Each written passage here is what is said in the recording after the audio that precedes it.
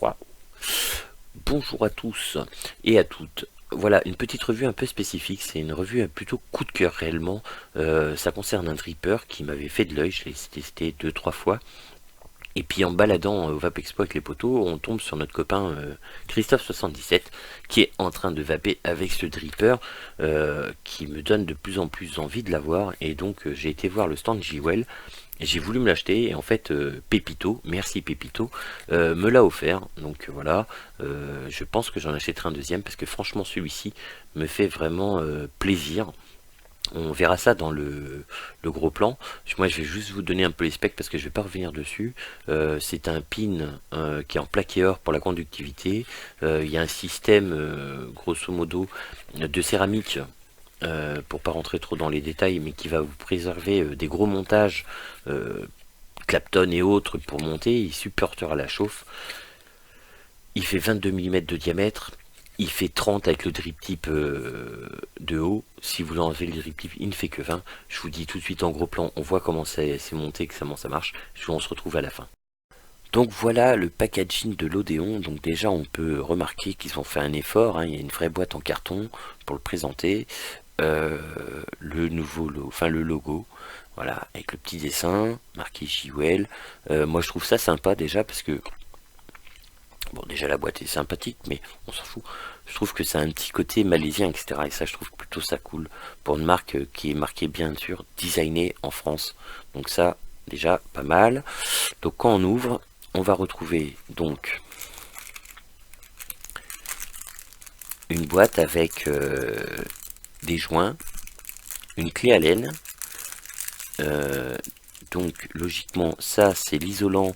Je sais pas si on voit bien. Voilà, ça ici c'est l'isolant. Hop là, voilà, l'isolant en céramique et un adaptateur drip tip type 510 classique pour pouvoir mettre n'importe quel drip tip dessus. Après, dans la boîte, on va retrouver l'Odéon.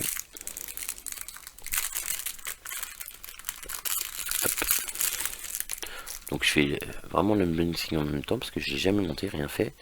Donc ici, on va retrouver, on va tirer sur ça, voilà. Donc un drip tip propriétaire. Donc ici il y a, et voilà, le fameux nid d'abeille, enfin je sais pas comment on pourrait dire, l'anti-éclaboussure. Il y a donc deux joints toriques pour tenir. Le joint tient plutôt bien, donc déjà un point positif. Après on va retrouver donc le dessus avec le système d'airflow. Moi je trouve ça innovant, un système d'airflow en croix, donc on va voir après comment on peut faire. Un joint pour tenir le corps à la cloche. L'intérieur, donc oui, il y a le système d'arrondi qui est plutôt pas trop mal. Donc quand on met le drip tip à l'intérieur, on va bien un système de cloche. Donc ça, plutôt bien. Après, nous avons le corps du drip tip, enfin le corps de l'ato, du dripper. On retrouve le système de croix, vraiment bien fini, hein. Il n'y a pas de souci. Ici, le nom, franchement très très bien fini.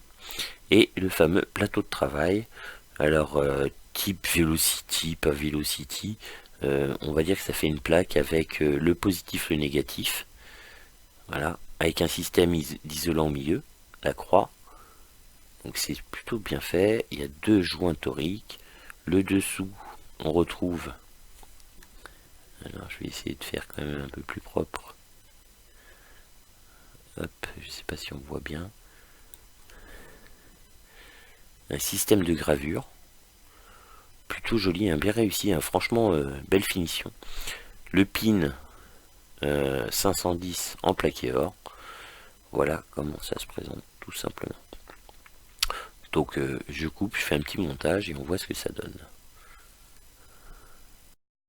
Donc nous revoilà en plan large pour la fin de cette vidéo, hein, pour l'Odéon. Donc moi je le trouve déjà très joli, voilà, monté sur mon petit setup, ma petite Pico, que je vape tous les jours avec. Le système d'airflow, parfait.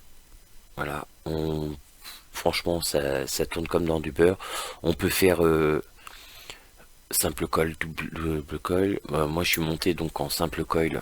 Je vais faire comme ça, on verra mieux. Je suis en simple coil, voilà, 5 tours et demi. En 0,50, on est sur du 0,40 à peu près. 0,38, 0,40. Moi je fais pas de la technique. On peut faire la croix grande ouverte, on peut faire la croix petit, on peut faire des petits trous, on peut vraiment avoir un réglage ultra fin au niveau de l'airflow, ça c'est plutôt positif. Le seul petit bémol à la rigueur, c'est que si vous fermez tout et que vous voulez rester en simple coil pur et dur, l'airflow, il n'y a que le petit airflow à l'avant. Moi personnellement ça me gêne pas. Après c'est à vous de trouver votre réglage. J'ai rien à dire sur ce truc, c'est vraiment un coup de cœur.